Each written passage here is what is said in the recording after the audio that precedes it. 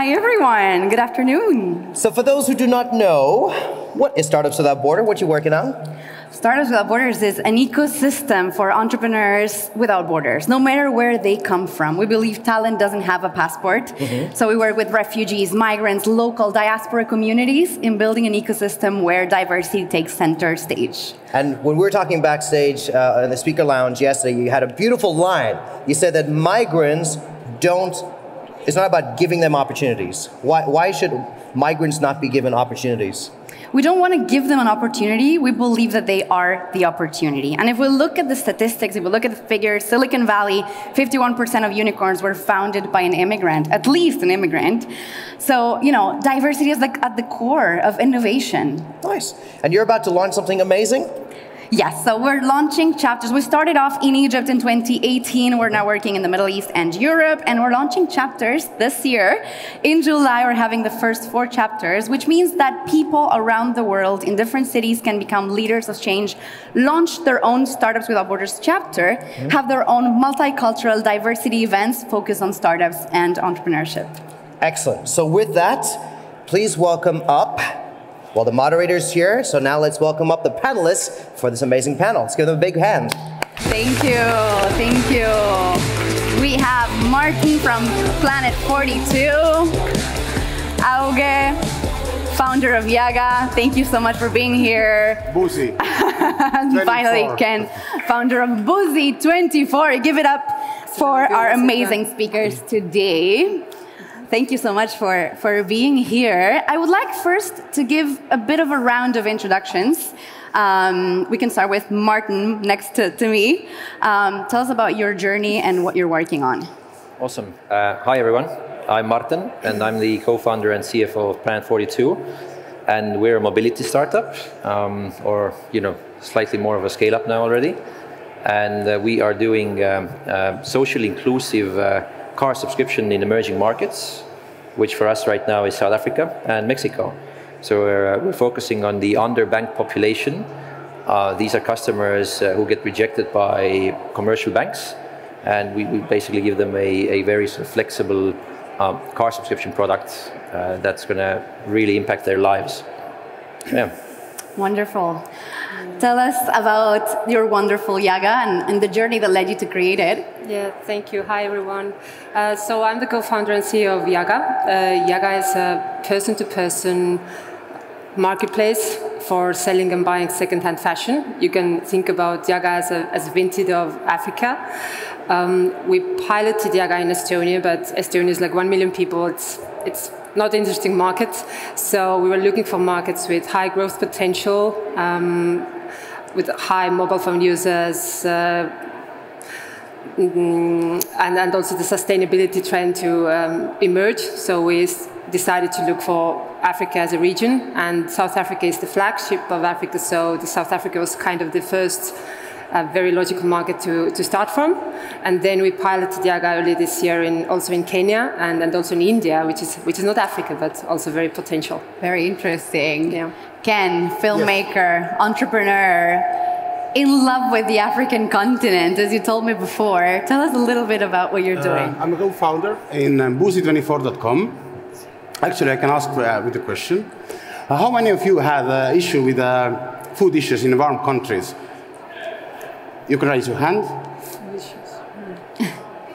Perfect. I knew it. So we are solving the issue, food issue, the fresh food issue. We are bringing farm fresh products to the ultra fast growing urban areas in Kenya.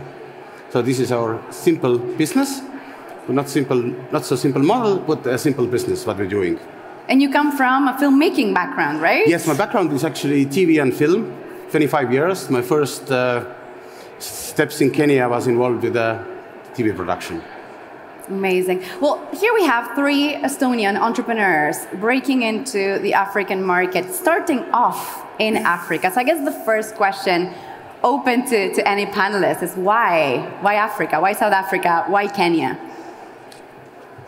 Yeah, I think I can start with that.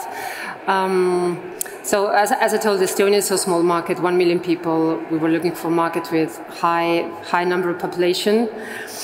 And South Africa is 60 million people. And also we were looking for markets.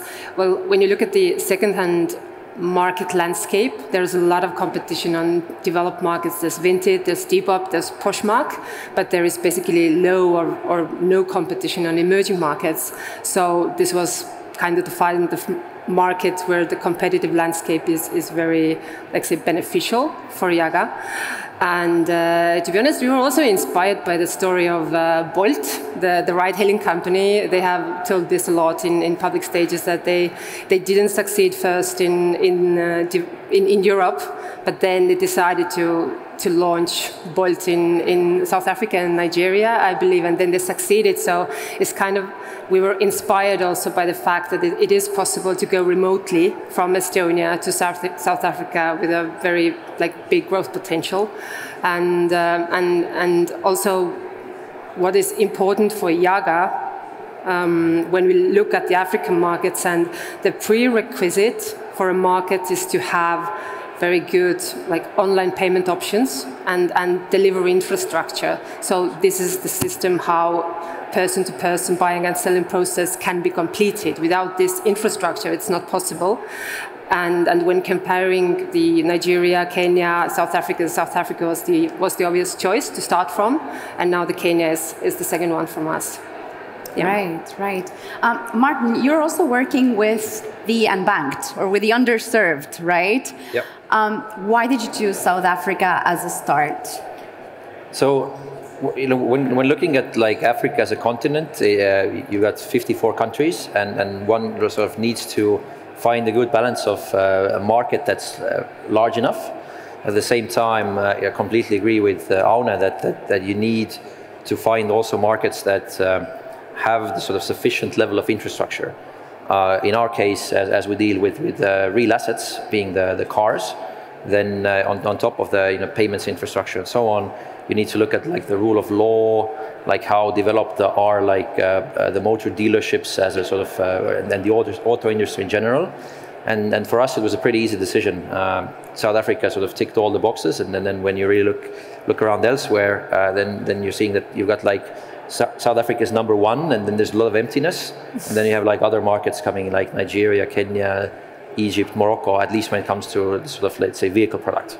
I think compared to other regions, let's say in Europe, you can pretty much take the same infrastructure for granted, but in Africa you really need to focus a lot on let's say the base infra that can make or break your intended product launch. Yeah. And I always recommend when someone's dealing with a more let's say physical product or need to have a lot of let's say some delivery elements on the ground, to go and do a site visit as well before launching, just to make sure that what you're seeing, what you're Googling or what you find in the databases, and when you talk to other partners, that it's actually there, and you can sort of see the, let's say, the delivery actually working in in Nairobi in Kenya, yeah, or in Lagos in Nigeria and so on. Yeah.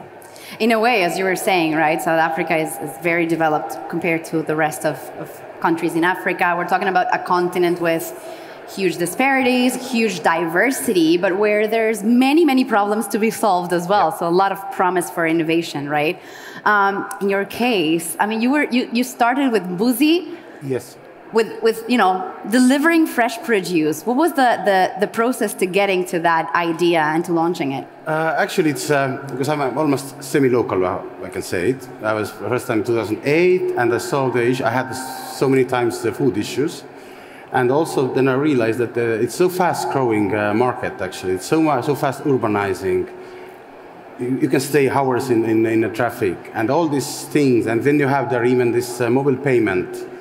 What is the perfect thing for the e-commerce platforms? It means that you can pay on a phone, same second, and it's everything you put together. You see this, the food issue, the urbanizing problem, then the e-payment, and there is also very nice this delivery, boda, we call it motorbike delivery system, yeah. And when you put this everything in a box, then you understand that it's possible there to start it. Right. What I find interesting is that all of your strategies were quite different, right? You were based there, you launched without going, without a team there. You have a team there. So can you tell us a little bit about the rationale behind that go-to-market strategy? What were the first steps to launch the business? And what made the difference?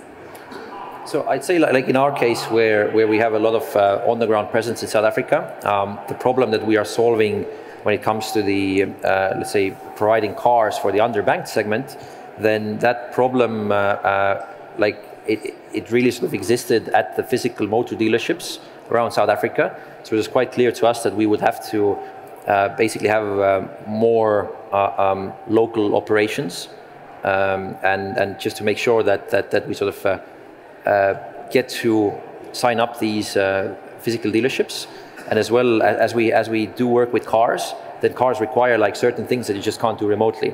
Like let's say when we provide a car to the customer, then we have to make sure that we do the license plate change, the title holder changes, and these are just things that it's really hard to pull off from from a remote location, let's say from Estonia. So we have a focus where we're always going to have most of our staff on the ground at the sort of operating countries.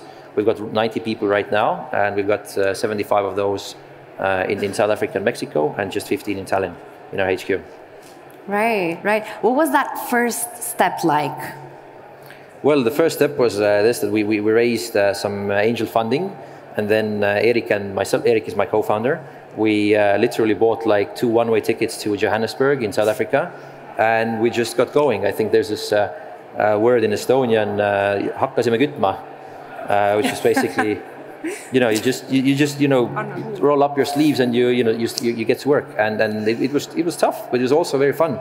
For the first 15 months, we actually were just the 2 of us, and it took us slightly more than a year to actually hire our first employees. And we sort of built up all the processes from scratch, and then now we're building the organization, as we realize as well that we aren't that great at building processes anymore, right?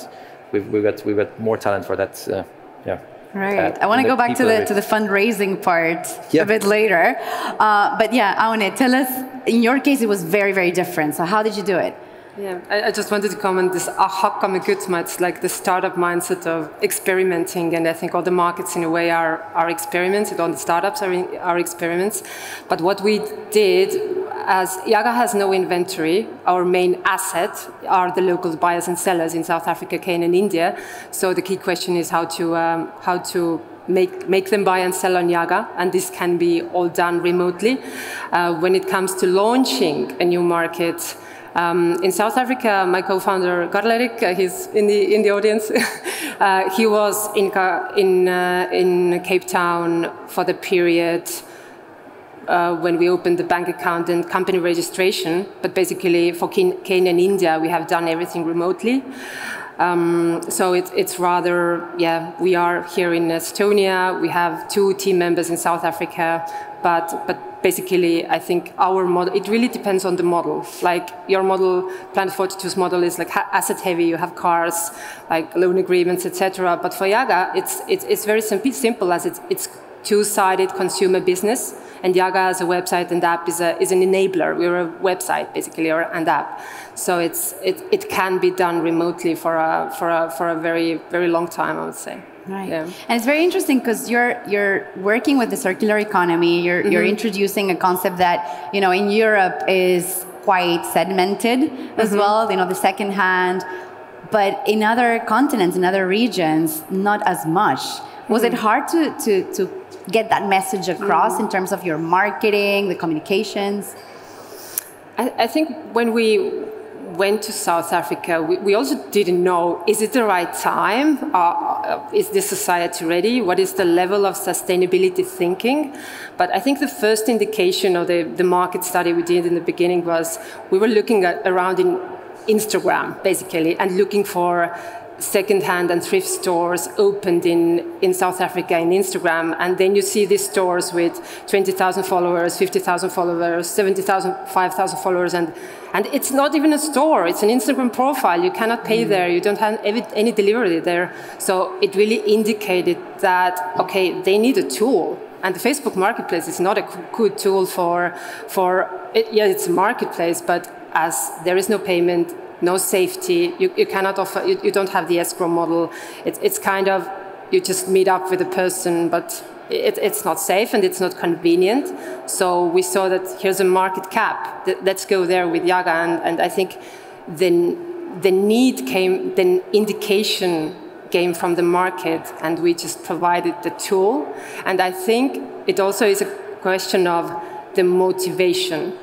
Why do people sell secondhand? So in Europe, we can talk about that the sustainability is maybe bigger motivation, but in these markets, I see that the main motivation is the need to earn extra income. Yeah. And this is a totally different level of motivation. You really think of Yaga store as your personal shopping channel. You want to visit people there. And this is also basis of our network effect, because if I'm a Yaga seller in South Africa or influencer, I will add my Yaga shop link to the Instagram bio and everybody can visit my store. So it's how the network effect gets rolling for us. So the marketing, the marketing, I think the word of mouth and this Instagram-based, influencer-based model has helped us a lot. So we hadn't, let's say, the sustainability question, it hasn't been the issue. It's been supporting us. Yeah. Right. A long answer. No, but very interesting one. Yeah. Ken, yes. What were the first steps in terms of go-to-market, starting off, and what made the difference? First step was I went to the market and bought a goat and sold it in town. So basically, what comes to the marketing and these issues, my background is a film background. So basically, what we are trying also to do is that we are trying to sell the product. Let's say the egg. We don't sell only goats. We have all the farm products. We try to also understand and explain to the end customer, and make like a video clips and everything like storytelling. We try try to sell a story to explain why this egg is better egg than this another egg from the big factory. And this is the thing what we're doing actually, and connecting with the farmers. They're very open to work with us, and this we try to keep on because this is our campaign, telling a story. Right. Storytelling is so key, no? As a storyteller myself, I connect so much to that because it's really the way to connect to customers, to connect to the farmers, suppliers, and it's so key. Yeah, but same how is also that the storytelling is very important for we know that there are two Kenyas.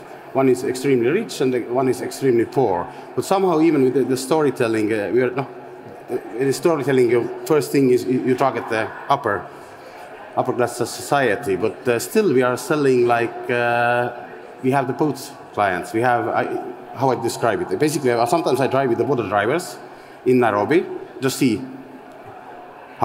what is going on the field, and sometimes it's just like in 5 minutes you will be in a total slum, and after 3 minutes you are in Beverly Hills. So but somehow we catch the boat clients. Let's say it. Yeah. What would you say? I mean, we're talking about countries with very different cultures, very different traditions.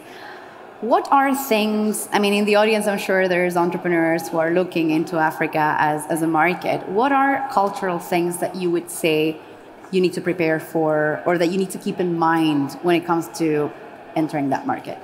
We have, last week we had the issue.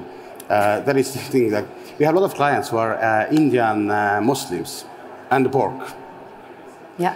And this is the thing, actually. We know that the pork selling might be like very nice revenue, but we can't do it. Even we had this one natural spice, but there was written pork.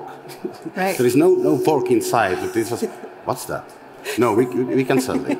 Like this. These are the issues. Or this is the cultural issues. Like we can say it actually. Right. Yeah. There's a lot of that. I mean, when we launched Startups Without Borders, we launched it while we were there, inspired by the reality there, and I guess that made it a little bit more fluid.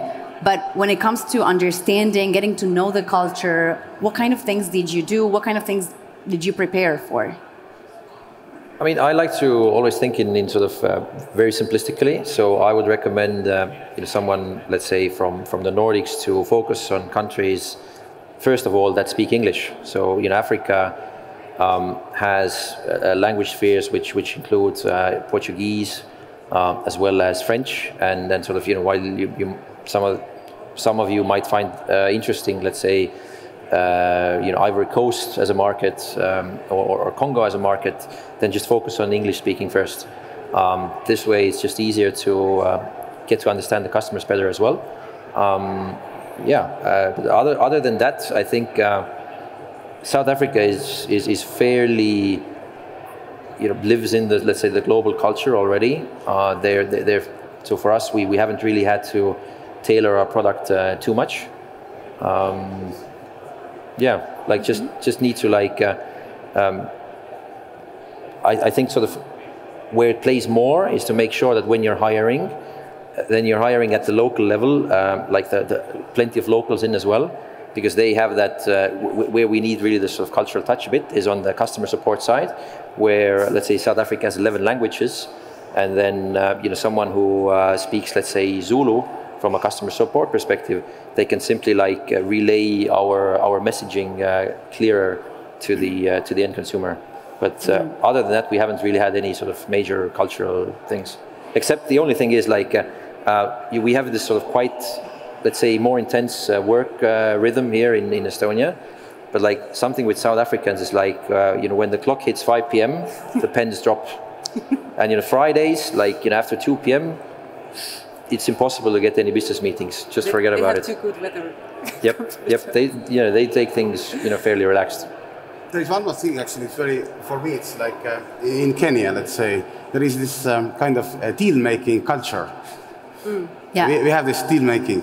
You want to make a deal all the time. Everybody wants to make a deal. I say, let's try to make a deal that we continue weekly. You see that we are growing. You are growing, but no, let's make a deal. Deal issue. Everything is now, there is no tomorrow. I was thinking about it also like this. Somebody said it very well, actually. In Kenya, here, time goes. Maybe it's connected to this, but there in Kenya, time comes. This is the thing, And I would add the steel making is actually something else sort of may need to take into account, is when, let's say, the consumers in Europe are used to talking with chatbots and going and visiting the frequently asked question sites, then at least in South Africa the consumers really want to talk to a person. So they want to quite really quickly when they're talking on WhatsApp, they want to get to talk to an actual human, and call centers are a huge thing there. So they quite often they're like, hey, I want to talk to someone. Hear an actual person talking to solve their problems. So that's something that sort of, when going to looking at those markets, one sort of needs to bear in mind a bit. If you don't, let's say, build a call function early on, you're probably going to have slightly harder to communicate and relay messages over to the customers. Actually, totally resonate to that the importance of customer success is very important. Because in Estonia, rarely anyone wants to reach out to a real person. If you have a problem, you Google, you do everything. But in South Africa, what we experience, they really want to communicate. It's not that they have a problem. They just want to communicate with how Yaga works, how is this done, and we can educate them and do everything. But this communication, the need for communication and to have this human experience is very important.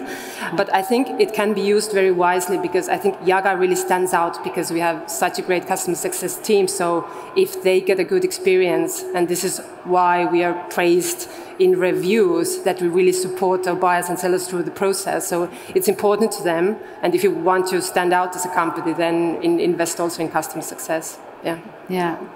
Plugging into what Marten said earlier, in our case, for example, Egypt is predominantly Muslim. So we have, during Ramadan, which is the whole month where they fast, the working hours are reduced, 2 hours per day. Mm-hmm. They clock out earlier, and it's part of the game. It's part of the rules of the game, and it's part of the beauty of working in that culture. Of course, it affects productivity, but I think it's part of it. The same way you were saying with the dealing. And what would you say surprised you that you didn't expect? I didn't expect that bank account opening can take 5 months. Say again? Bank account opening. Opening bank account can take 5 months. Right. It's same. The M-Pesa thing is working. You go there, 3 minutes. You have the card, like the parallel world. this old banking world is quite stressful. Like this is what comes with the papers. But you know, this is the, you have to take time. Right. You have to take time for this kind of things. What we didn't expect, I think, was the positivity of the local communities, like really tapping into something they wanted to use and needed, and the feedback we got, like, thank you for creating Yaga. So it was like we were welcomed to the market, and that was a good experience. And you know, when you go as a foreign founder to another country remotely, you don't know what's going to happen. Yeah. But actually, I would say the consumer side is very, very friendly, very welcoming and open. So that's a positive thing I didn't expect. Absolutely, totally agree. And I would also say that from the business side, it's the same. As you know, one is launching in an African country, then you need to talk with whether it's payment processors or lawyers who are setting up the company, or who knows what, and they're actually very open to cold inbounds, basically. A lot more than what you'd see in Europe. They want to communicate. Yeah, exactly. And then I always thought that, like, okay, it's so hard to get like an answer to a cold inbound in Europe, but like it's really open there. Right. So we have some questions from the audience already, and I want to encourage anyone who has a question to ask them. Just before we move on to that, I want to quickly stop on the fundraising aspect. We mentioned it briefly earlier. How hard is it to raise investments when working in Africa, when your main market is Africa? Do you want to take that? Should I take it first? Well, I'm currently fundraising, so I'm in the middle of the process. I think you have been in the process, so you can comment. But I think from my experience, it's been challenging, to be honest.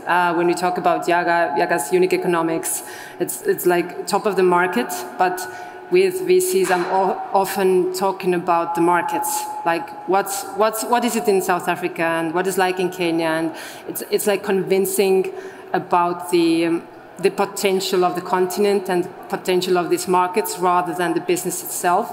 So it's rather, I think it's the lack of experience which kind of makes VCs more cautious. But I'm still positive because I think the more success stories we have, the more open these doors will be, and the VCs are, let's say, the positive success stories. So hope it will go. Yeah. I would add that like when one looks at absolute numbers, then the cash that's flowing into Africa, particularly from VCs, is hitting like records every year. But it's still, when we look at the global picture, then Africa gets like so minuscule portion of the total overall allocation that just most of the VCs that one talks to, they simply don't have the portfolio mandate to look at Africa. And then sort of they can obviously make an investment call. They usually have some allocations which are out of mandate, but what it means for the startup is that you need to have not great numbers, but absolutely bloody amazing numbers. And you need to basically, when these guys look at like European peers, or let's say European competitors, the one would have, you need to hit like way better margins, way better traction, growth, and so on, which can be done in Africa because there's no competition essentially. But it's just, it just is, takes slightly more time. And I would say that you would just have to knock on more doors. Just continue going and just continue, introing with VCs, and then just making sure that you knock 100, 150, 200 doors on the way there. Right. So a few of the questions. Anything specific you can tell a B2B startup, software startup entering the African market? I think it depends a lot on the country. Like when you look at let's say Sub-Saharan Africa, so excluding South Africa, which is very developed, then you have a very few corporates there. They tend to be like family dominated. So I think probably the sales cycles are much more informal there. You might have an old, let's say, family who wants to modernize something, and they're interested in B2B startup, and then you talk to the son of the family, and then it can get tricky, very sort of personal relationships. But I'd say selling to South Africa, I think it's an interesting and attractive target. There's plenty of like listed corporates there. They're easy to approach, but I would say that like one should plan to visit those companies like on site. So just make sure that you got sales staff who go and like physically knock on the doors. That's you'll get like way better results that way than just trying to sell something remotely. And I'd say it's these markets like you shouldn't just like try to like get a couple of customers there. Normally, when I'm thinking of like this Estonian, let's say B2B SaaS, which isn't like selling like heavy enterprise stuff, just make sure that you really commit to that market. There's two related questions here. I'm gonna mix them. How do you make sure that you're doing good and not interrupting and causing harm to local communities with your business? And the second question is, what should I be aware of entering an African market? Any business customs we should know? Well, community is a good one. Like you just listen to the customers, you see what feedback they give you, and then sort of we see the sort of immense positive social impact that we have on our customers. Like South Africa has very low motorization rate. So that means that you've got like whole families there who have never ever owned a motor vehicle. And for them, just the mere fact that they don't have to walk to school anymore, or they don't have to walk to work, it's very common actually. You're walking like 7 kilometers to work, or 10 kilometers to work, or you're taking a minivan taxi that takes you 2.5 hours one way to get to work. You give a family a car, and all of a sudden it's like, wow, this family has, the parent, the mom or dad has, so many extra hours to spend on social interaction, spend with the family, do faster groceries, you name it. Like, it's just amazing to see that there. Our case, actually, it's very simple, actually. We give the small farmers, they don't have money to marketing, they're relevantly poor, and they have opportunity and to sell directly to the town. Because we have a lot of issue in Kenya, there are so many middlemen everywhere. Yeah. So they can get direct, they get better price, they can sell directly. So for them it's...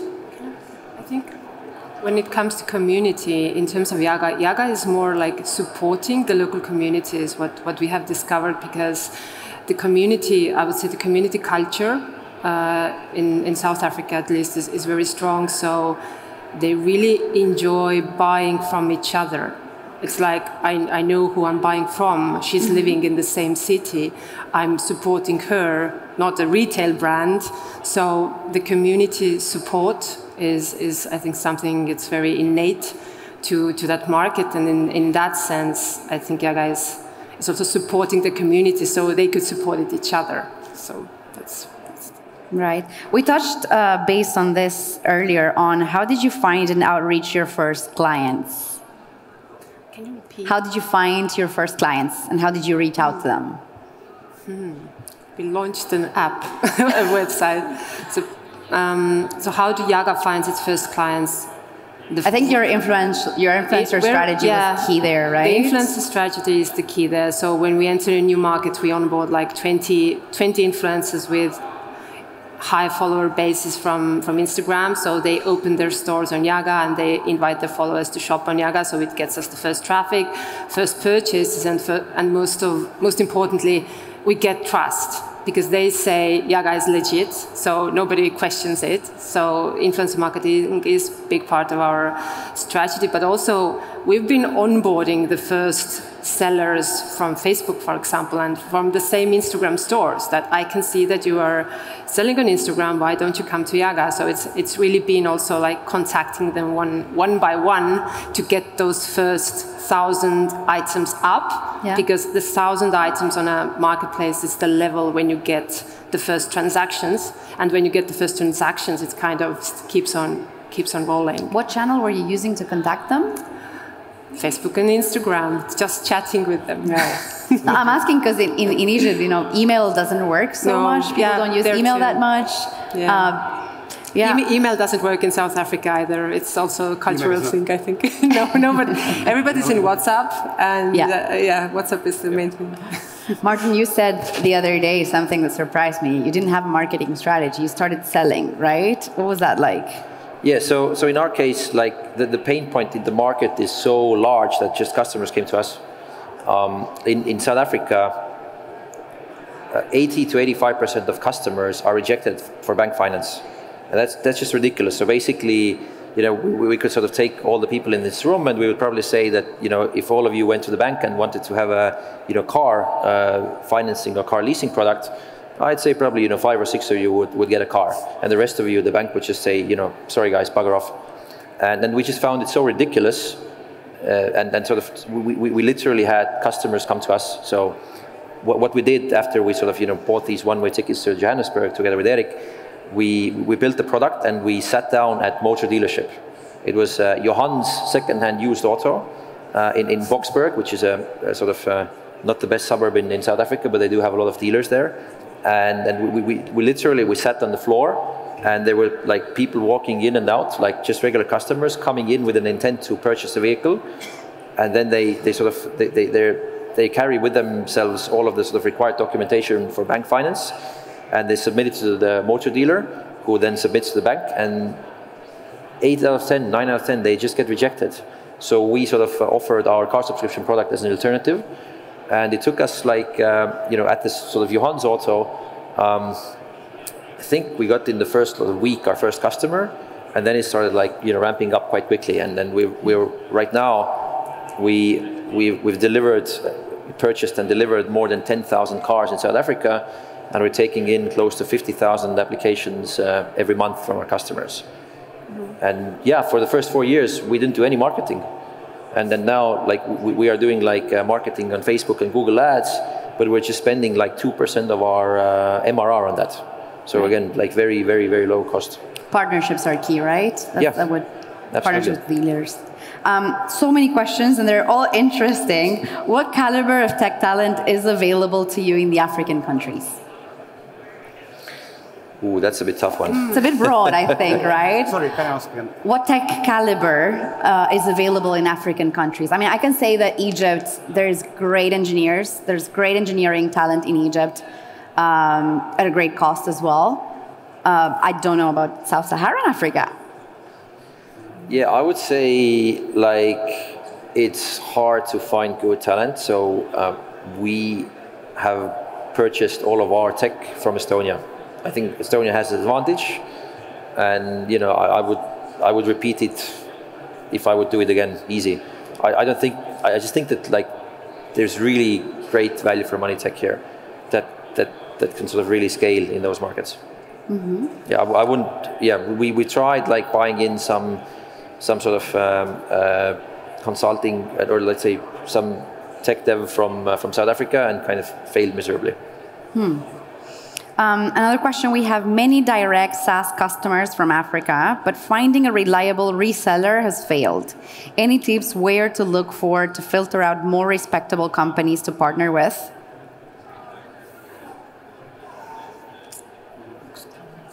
Very specific advice. Yeah, I mean, I personally think that like Africa is such an environment where you just need to invest into your own stuff. So right now, and that's in everywhere, like elsewhere in emerging markets as well, where you're just like let's say conglomerating a bit more, and then making sure that you're building like slightly bigger teams to be able to reach out to them, to those customers. That would be like my advice just off the bat. So we are also going that direction, that we are now seeing ourselves like conglomerating more and going into, let's say, adjacent value-add products, because we see that the service providers, what they're offering is just poor value for money, and at the same time we feel that we can like extract great margins out of there. Right. So I'm going to try to merge some questions. We're running out of time, but does it make sense? This is a very good question. Does it make sense to talk about African markets at all? African countries are very different. What categories would you put different African countries into? How to decide which markets go first? Of course, Kenya. It's so fast growing. It's so booming. It's so booming. It's crazy. It's vibrant. It's so energetic, demographically even, everybody is younger, and there is energy. Someone was asking, why not Nigeria as a market? I've never been in Nigeria. I think it really depends on the business you're building, because the Nigerian question is very good. When we scouted for African markets, then we compared South Africa, Nigeria, Kenya, Ghana, and the main prerequisites for us were the online payment options availability and the delivery options. So the payment options in Nigeria are available, but at the same time, person-to-person delivery, this problem is unsolved, so we couldn't find a delivery partner there. So it kind of crossed out this market. So it really depends, I think, when you're looking for market, is what do you want to offer to this market, or what is the need of this market, and is there an infrastructure that can support you? So I wouldn't like categorize this like based on, I don't know, yeah. Yeah, totally agree. I mean, for us, for example, we looked at Nigeria some time ago, and then simply you just don't have that many cars in the market there. You just don't have that many of those, let's say, middle and sort of, you know, those customers who are just graduating into middle income brackets. We would just be like putting a lot of effort into a market which is inherently just very small. And the same, like if let's say someone is thinking of a product which is more like let's say a luxury product, like maybe, you know, something to do with, maybe, I don't know, pets, or like some luxury fashion or stuff like that, then you know, I wouldn't maybe recommend to look at markets like Kenya or Nigeria, but maybe focus on South Africa. Just thinking, and I'm thinking about sort of the African continent only. I'm not sort of looking outside of it. But I would say, like, let's say the sub-Saharan Africa, like your Nigerias, Kenyas, Ghanas, are interesting for like very basic, like value-add, let's say tech solutions.